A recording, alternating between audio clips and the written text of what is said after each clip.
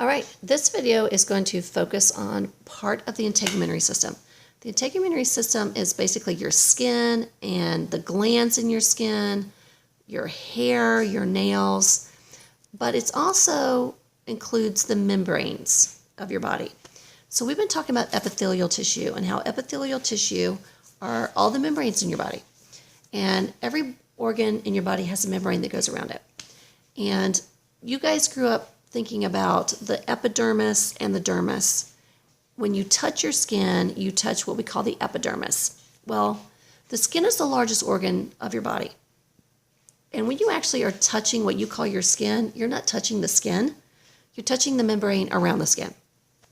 And that membrane is called the epidermis. And remember, an organ is a group of tissues that work together.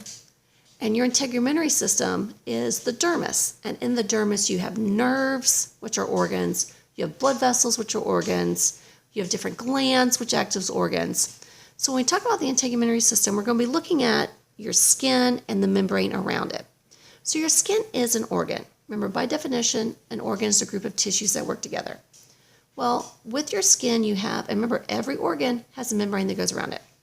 Well, the epidermis, which you're touching when you touch your skin, is the membrane. So we're going to talk about how it's simple squamous epithelial tissue. We'll talk about it being avascular. The dermis itself is the organ. You've got nerves, you've got blood vessels, you've got different glands inside of it. And then underneath it, you have what's called the epidermis, or excuse me, the hypodermis. It's also called the subcutaneous layer.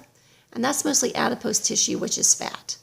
But your skin is an organ, and every organ has a membrane that goes around it. So the membrane that goes around your skin is called the epidermis.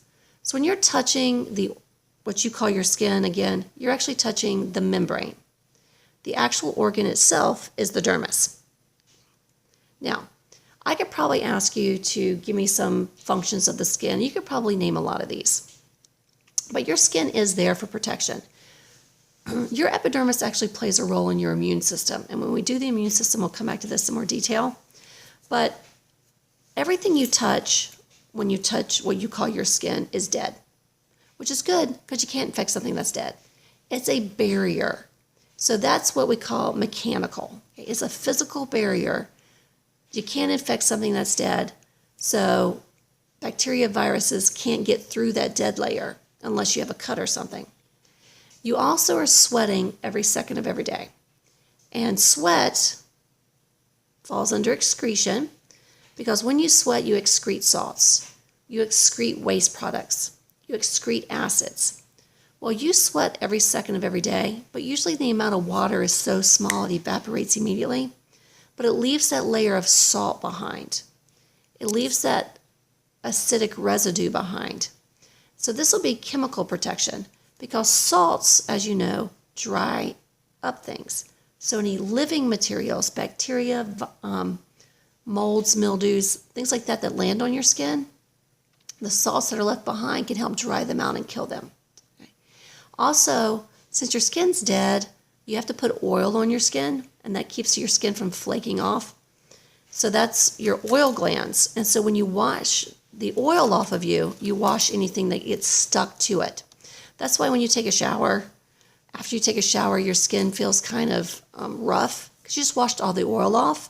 So when you put lotion on, you're basically putting oil on your body to keep your skin from flaking off until your body can secrete more. Okay.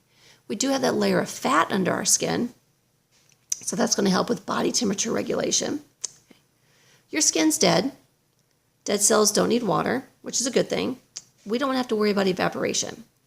So our skin does help prevent water loss because our dead cells are filled with keratin. And we talked about keratin when we talked about proteins, how this is the white protein that makes your hair and your fingernails, and it also makes up the top layers of your skin. So I talked about how no matter what color your skin is, when you peel, you always peel white layers. It does help synthesize vitamin D. It reacts with the sun.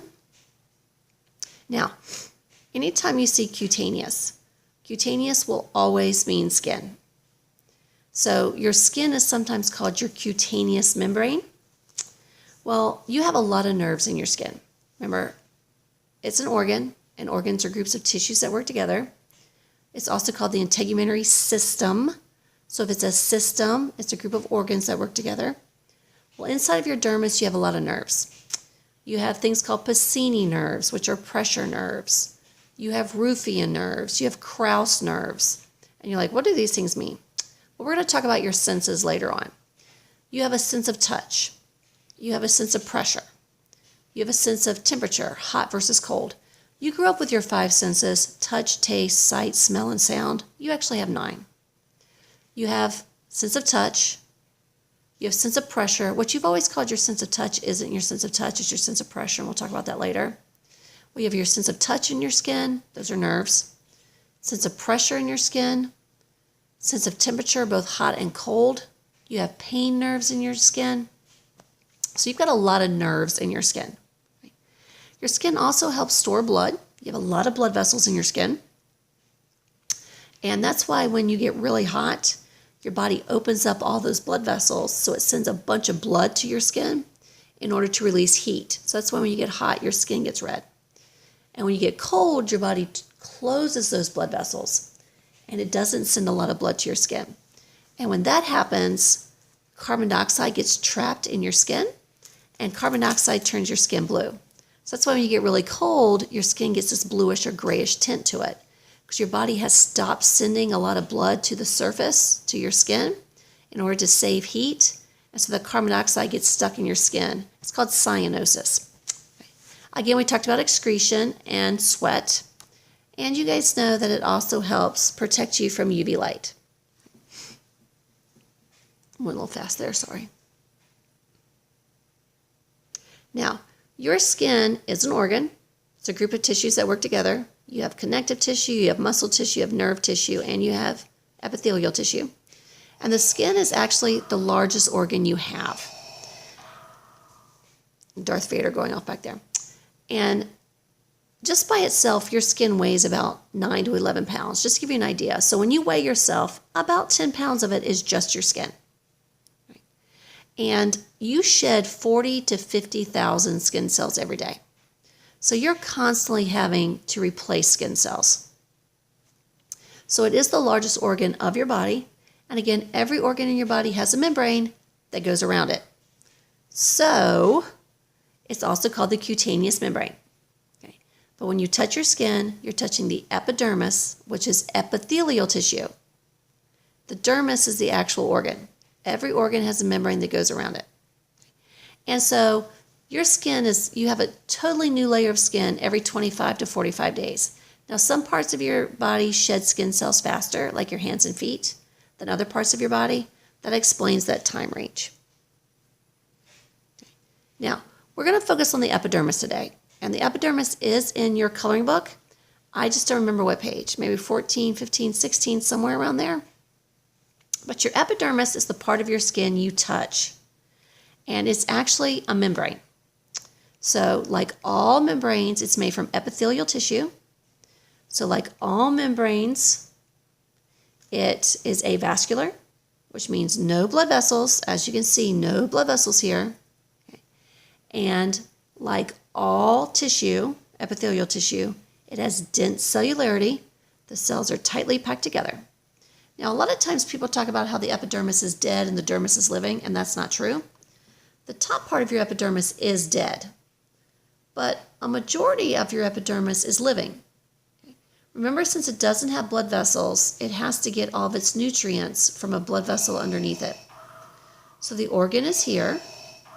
That's your dermis. There's your basement membrane we talked about. Remember, that's your basal lamina, areolar tissue. And that's the glue that keeps the saran wrap on the bowl. Well, you can see here lots of layers. So remember, that means it's stratified. Okay?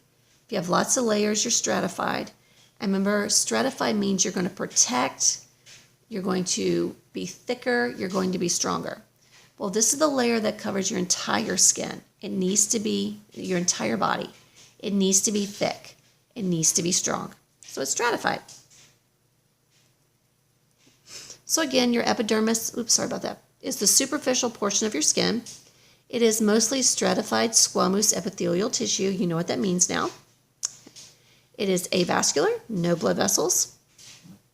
And since it is a membrane, it connects to the dermis with your basal lamina. Excuse me, I need to shift here. Now, the dermis is the actual organ itself. And we're going to talk about the dermis tomorrow. Okay? It is mostly connective tissue. And under the dermis is a layer called subcutaneous, which means under the membrane, or hypodermis, which means under the dermis. Okay? And that is mostly a layer of fat. And that layer of fat is there to keep you warm. Okay? But in this video, we're going to focus on the epidermis. And your epidermis can have 4 to 5 major divisions of cells. And that's what we're going to look at first. Okay. Now, in the case of your epidermis, you'll see these terms called stratum. Anytime you see stratum, stratum means a layer. Okay. You have the stratum corneum, the stratum lucidium, stratum granulosum, stratum spinosum, and stratum basal, which is also called the stratum germovatium. Okay. Now, this is going from the top down. So when you touch your skin, you're touching what's called the stratum corneum. The stratum corneum is also called the horny layer because when you look underneath the microscope, you can see your pieces of hair sticking up, and your pieces of hair come to a point. So they look like horns growing out of your skin. Okay? You'll see the stratum lucidium is not found all over your body. The stratum corneum, stratum granulosum, stratum spinosum, and stratum basal are found everywhere on your body. This one is an extra layer only found in 2 places. So like I said, there should be, it's either pages 13, 14, 15, 16, somewhere around there in your coloring book. I don't have the coloring book with me. You should have the notes and the pictures that go along with the epidermis. Now, we're going to look at the stratum corneum first. Okay. Again, stratum means layer. Corneum means horn, like cornucopia. Well, it's called the horny layer because it's not in this drawing, but you would have pieces of hair sticking out the top. And so they look like sharp horns when they come out. Okay. But this is the layer you touch when you touch your skin. It is all dead cells. So you can see right here, all dead cells. Okay. They're tightly packed together, they're stacked on top of each other, and they're there to protect you. You can't infect something that's dead. Okay. And also, since they're dead, they don't need water, so we don't have to worry about evaporation. Okay. But they are 20 to 30 layers of dead cells. They are filled with a white protein called keratin. That's why no matter what color you are, when your skin peels, it peels white cells. You're constantly shedding this layer. Again, you shed between 40 to 50,000 of these cells every day. And we're going to talk about what forms a blister later on. Okay? But when you touch your skin, this is the layer you're touching. So this layer is found all over your skin. Now, usually if you peel this layer off, you would skip down to this layer called the stratum granulosum. But in 2 places in your body, you have a layer between these. Okay? And these 2 places are 2 places that are constantly having to deal with friction, so your body gave you an extra layer. Okay? And that extra layer is called the stratum lucidium. Lux comes from the Latin word lux, L-U-X, which means light. And this layer gets its tissue because of a very, very bright white protein it has in it called elidin. Okay? The palms of your hands and the soles of your feet are constantly having to deal with friction. So you shed skin cells faster in these 2 places of your body. So nature has given you an extra layer of skin, basically, to help protect these layers. And that extra layer of skin is the stratum lucidium. It contains a protein called elidin, which is a light-colored protein. It still has keratin, but it also has this extra protein in it. And that's why the palms of your hands and the soles of your feet tend to be lighter in color than the rest of your skin. Now, I am incredibly pale. So if you were to put the palm of my hand up against my arm, they would be the same color. But most people have darker skin tones than I do. So if you flip your hand over so your palm up and put it on your leg or put it on your arm, you'll notice that the palms of your hands and the soles of your feet are lighter in color. They also don't tan. And the reason they get dry so fast is because you don't have oil glands on the palms of your hands or the soles of your feet, because oil is slimy, slippery. You don't want your hands and feet to be slippery or you'd be sliding all over the place. That's why your hands and feet dry out so fast, because you don't have that oil there. Now, so like I said, everywhere in your body you have the stratum corneum. Normally you would peel the stratum corneum off and you skip down here to the stratum granulosum. But on your hands and feet, you would have the stratum lucidum. Now the next layer is called the stratum granulosum. It gets its name because if you look at this layer under the microscope, it looks like grains of sand. Some of the cells are dark, some of the cells are light colored. Well, the stratum corneum, all dead cells. The stratum lucidum, all dead cells. The stratum granulosum gets its name because it's a mixture of dead cells and living cells. Now you can see here that your skin is avascular. There are no blood vessels running through your skin. So all the blood vessels are found in the dermis down here. So remember, you have to rely on osmosis. So it's like I give you a pack of M&Ms. Eventually you're going to run out of food. Well, this is the layer where the cells start to run out of food. So it's called the grainy layer because the cells that enter this layer still are alive, so they tend to be dark in color. But this is where they starve to death, basically. And the cells that are dead are filled with keratin, which is a white protein, so they're white in color. So when you look at this layer underneath the microscope, it's got some dark cells, it's got some white cells, just like grains of sand. So stratum corneum, all over your body. Stratum granulosum, all over your body. If you were to peel that off, underneath it, you would have what's called the stratum spinosum. Now the stratum spinosum is called the prickly layer. In anatomy, a spine is a sharp point. And this layer gets its name because it has what are called tonofilaments. We talked about desmosomes when we did the parts of the cell, and how desmosomes are a type of cell junction that uses proteins to sew layers of cells together. So that's kind of what you're seeing here. These are proteins that are sewing those layers together. And so those special proteins that act like threads are called tonofilaments. If you look at them underneath the microscope, they're sharp and pointy like a needle. So that's why this is called the prickly layer or the spiny layer. Or what your body will do is it will use these tonofilaments to sew these layers of cells together. All of these cells are living. They're close enough to the blood vessels that they're getting their nutrients. But this is where blisters and corns and things like that come into play. Now, usually when you're moving, all of your skin is moving in the same direction. All of these layers are going in the same direction at the same time. But let's say you're raking, and that rake is rubbing the top layers of your skin. Well, that can cause those layers to pull apart. You can break these tonofilaments.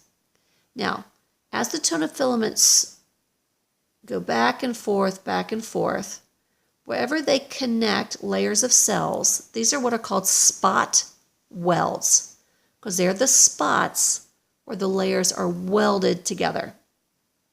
And so what forms those spot welds are these tonofilaments. Well, if your different layers of skin start to separate, you're going to stretch the tonofilaments and you're going to tear these spot welds. So basically, these layers of skin can now start rubbing together, and that creates friction. And friction can kill living tissue. So what usually happens is the dead skin separates from the living skin. So now the dead skin is rubbing up against the living skin, and that creates friction, and that can kill tissue. So what happens is, when this starts to happen, your body fills the area between the two layers with water. And that's what forms a blister. Because with that water there, these two layers can't rub up against each other and create friction. Now, sometimes you have an area that constantly gets a blister. And your body gets smart and says, you know what? This person keeps getting a blister here. So it forms a corn, C-O-R-N. And what a corn is, in areas where you have blisters, a callus. I said corn, my fault, a callus, C-A-L-L-U-S. In areas where you keep getting blisters over and over and over and over and over again, your body gets smart and it starts making extra thick layers of the dead stuff. And that's what a callus is. And that's why calluses, if you stop using that area, the calluses will eventually go away. So your body realizes, oh, they're not using this area as much anymore. I don't need to take the time to make those extra layer of cells.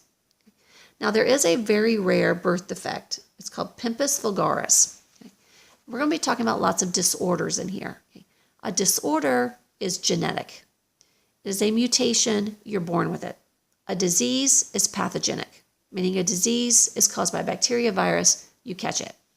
There's a very rare disorder called pimpus vulgaris. People with this disorder have a mutation. They cannot make tonofilaments. So they cannot sew the layers of their skin together. So basically their skin just peels right off their body. A lot of them die very quickly after birth because the birthing process literally peels their skin off of them. And so they're born looking like they are badly, badly, badly burned. And if this layer of dead cells comes off, living tissue is exposed and it can cause infections. And so again, these people die very early. And then underneath that, the last layer is called the stratum germovadium. It's also called the stratum basal. It's called the stratum basal because it's at the base. It's the deepest layer. But its real name is the stratum germovadium. Anytime in science you see germ, a germ is not something that makes you sick. The term germ means to go through mitosis. So this is the layer down here at the very bottom whose only job is to go through mitosis to make you new skin cells. Okay. So it's the deepest layer you have. This is the layer where you find it's right above your basement membrane. And this is the layer that actually gives you your skin color. So this is your epidermis. It's all avascular. And then underneath your stratum germovadium, you would find your basement membrane. And then the dermis is going to be underneath that. So here's your epidermis. That's the membrane around the organ. Remember, an organ's a group of tissues that work together. You can see all the different things that make up your dermis.